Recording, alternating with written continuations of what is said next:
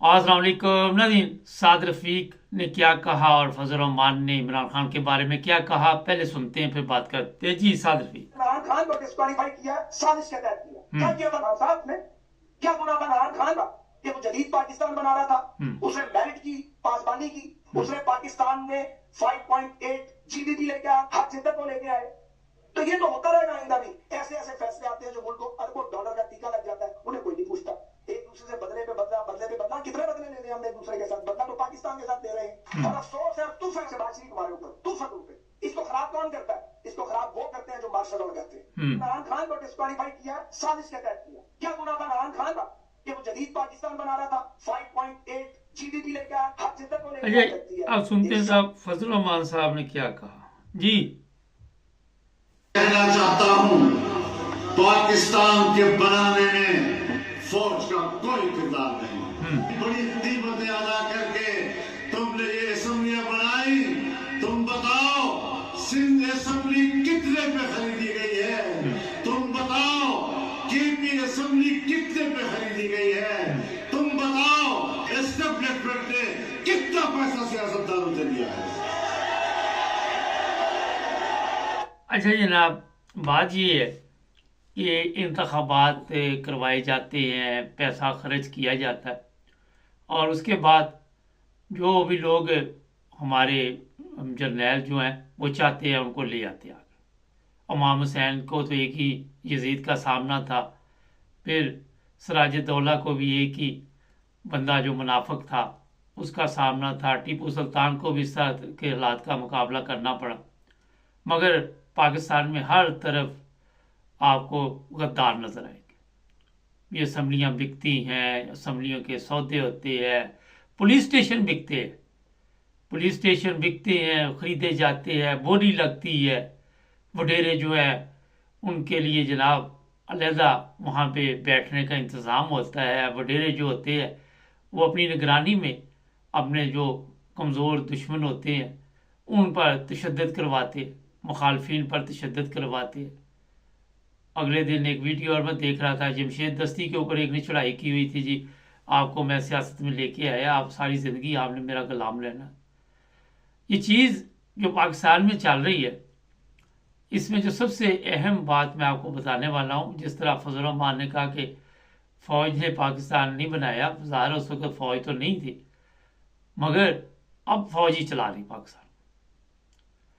साद रफ़ीक को अब तो पता चल गया कि मार्शल्लाह जो लगाते हैं वो लेके आते हैं, लेकिन मुझे ये समझ नहीं आती कि पहले ये चीज़ें साद रफ़ीक को नहीं पता थी।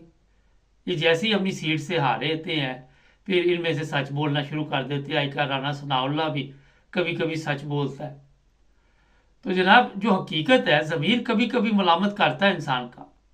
ठीक है, इन लोगों ने ज़्यादा जुल्म किए, ज़्यादा वहाँ पे जो हालत पाकिस्तान की इन्हीं लोगों की वजह से ख़राब हुई है। ये फजल रहमान की वजह से, ये साद रफ़ीक, ये भी उसी टीम का हिस्सा थे ना।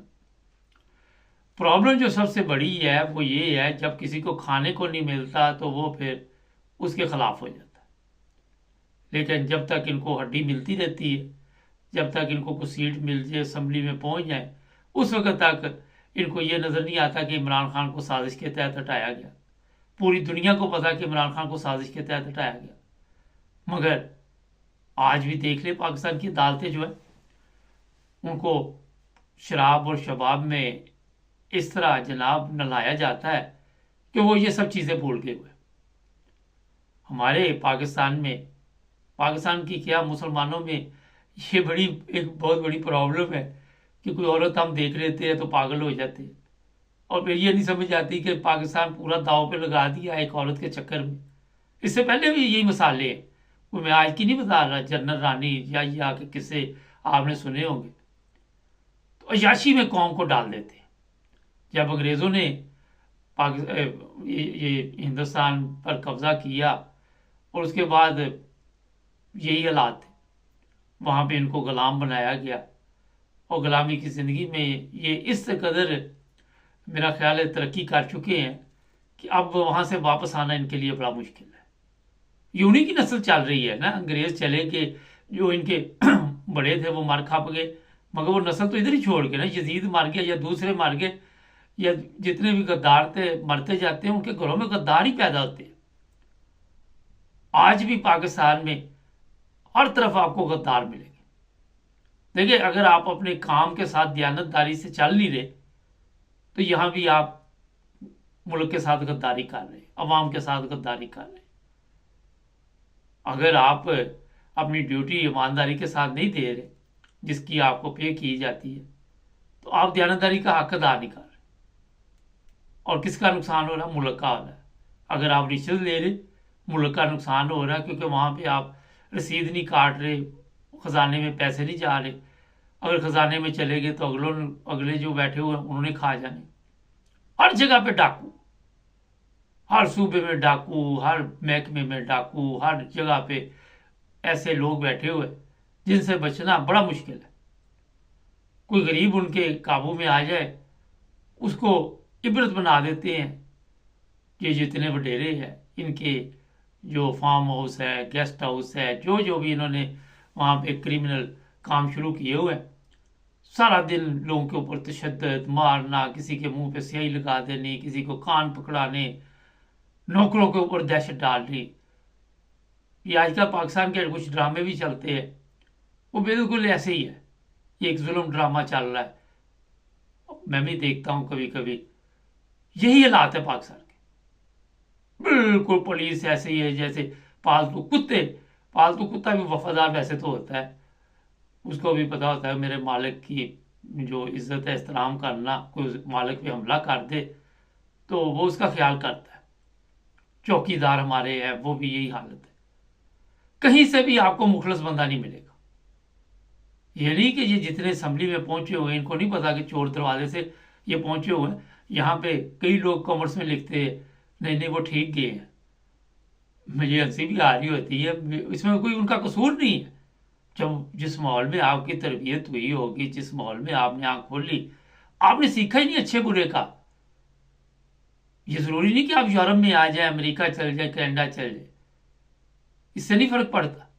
बहुत कम लोग होते हैं जो पॉलिश होकर अपने आप को ठीक कर लेते हैं। आज भी यहाँ पे आप देख लें, यहाँ पे भी यूरोप में भी आपको इंग्लैंड देख लें, जहाल हर जगह पे मिलेंगे।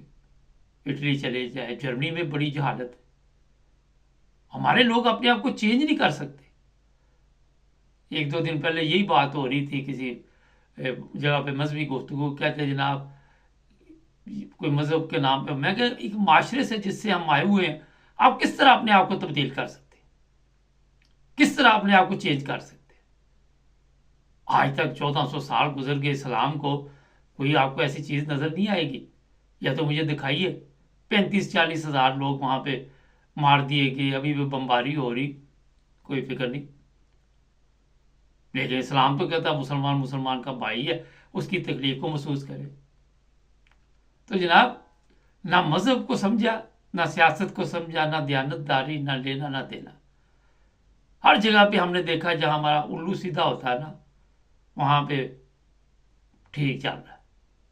तो ये जो हजरात आज आके तो इमरान खान की और बता रहे इसकी असम्बलियां बिखरी, इनको नहीं पता था सिंध हाउस जब बिखरा था, जब वहां पे सौदे हो रहे थे, उसको कभी इमरान खान का पता था कि ये सारा कुछ गलत हो रहा है।